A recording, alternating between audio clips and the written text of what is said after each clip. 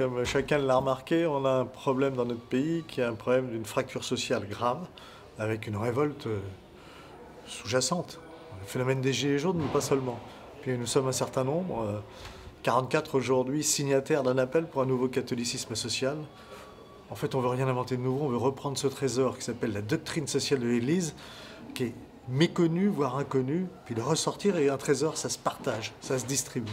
Et distribuer pour une raison simple, avancer ensemble.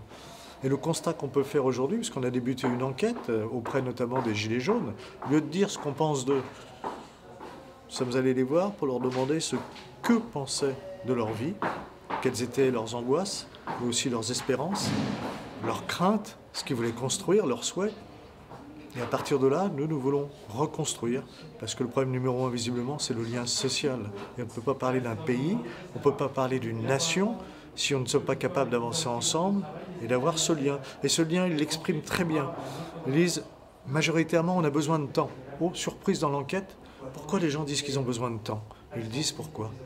Pour se retrouver ensemble, pour recréer du lien, pour faire des choses ensemble, pour se retrouver en famille. Et la famille est sortie beaucoup. Et en fait, la réponse qu'apporte notre société, c'est une réponse matérialiste, et le besoin exprimé, au-delà du quotidien, où on a besoin de moyens pour vivre, où certains souffrent de ne pas avoir de travail, et donc de ne pas avoir les conditions pour vivre dignement, ou d'avoir un travail insuffisamment rémunéré, ou un travail précaire, mais au-delà, ils nous disent, nous, ce qu'on demande, c'est ce temps pour le lien social, retrouver du temps ensemble, recréer des liens dans nos territoires, dans nos nations, avoir un objectif commun, le partager. Tout ce que n'offre pas aujourd'hui notre monde politique, qui est un monde uniquement matérialiste et qui a oublié que pour agir ensemble, il fallait avoir de l'espérance, de la transcendance, c'est-à-dire, comme dit saint Paul, de l'amour. Eh bien, tant qu'on n'arrivera pas à ensemble aimer notre pays avec ses qualités et ses défauts, à nous aimer les uns les autres avec nos différences, en les acceptant, on ira gentiment comme on le fait dans le mur, en ne respectant pas les uns les autres. Et la demande claire des Gilets jaunes, mais de toute cette France qui souffre, qui est cette France périphérique, qui est cette France des quartiers, qui est cette France réelle. La demande, elle est simple, elle est claire. Ne nous oubliez pas. Prenez en compte notre avenir et construisons ensemble en ayant une ambition commune.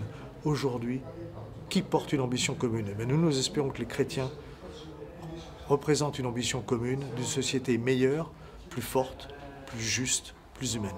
Alors, nous avons eu la surprise, en fait, il y avait des signataires qui devaient venir aujourd'hui, et puis ceux qui avaient fait l'enquête, et on a eu la surprise agréable de voir un certain nombre de Gilets jaunes qui sont venus.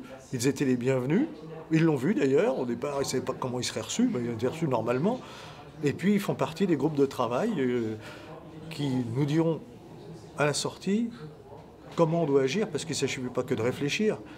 Une fois qu'on a la réflexion, une fois qu'on fait le bilan, une fois qu'on regarde ce qui se passe et les demandes, les besoins, les envies les uns des autres, comment on rentre en action, ça sera la phase 2. Comment on rentre ensemble en action pour rebâtir, c'est quand même quelque chose qui est très beau, qui s'appelle la France. Alors, il y a deux thèmes. Le premier thème, c'est comment écouter et comment construire. Et là-dessus, ce qui ressort visiblement très fortement, c'est cette demande de solidarité, de nous voulons du vivre ensemble. C'est quand même simple ça.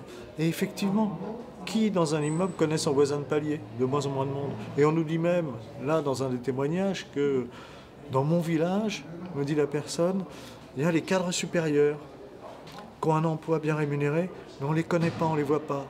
Ils rentrent le soir et le week-end, ils s'en vont ailleurs. Il n'y a plus de vie collective. Un autre nous dit, moi chez moi, le seul lieu de rencontre collective, c'est le McDo. Voilà tout ce qu'on a à offrir dans notre société, le McDo, comme lieu de rencontre collective. Ben, il faut offrir autre chose. Et puis on voit que quand on leur dit, mais qu'espérez-vous? Et qu'est-ce qui vous rend heureux aujourd'hui? En aucun cas, ce sont les biens matériels. Personne n'a dit, mon bonheur, c'est dans un nouveau smartphone. Mon bonheur, c'est une télévision grand écran. Tous répondent, mon bonheur, c'est de pouvoir vivre en famille, c'est de pouvoir partager avec les autres, c'est d'avoir de la joie en commun. C'est-à-dire de retrouver des valeurs qui ne sont plus des valeurs matérielles, mais des valeurs de transcendance, ce qui fait de nous des êtres humains, ni des objets, ni des animaux.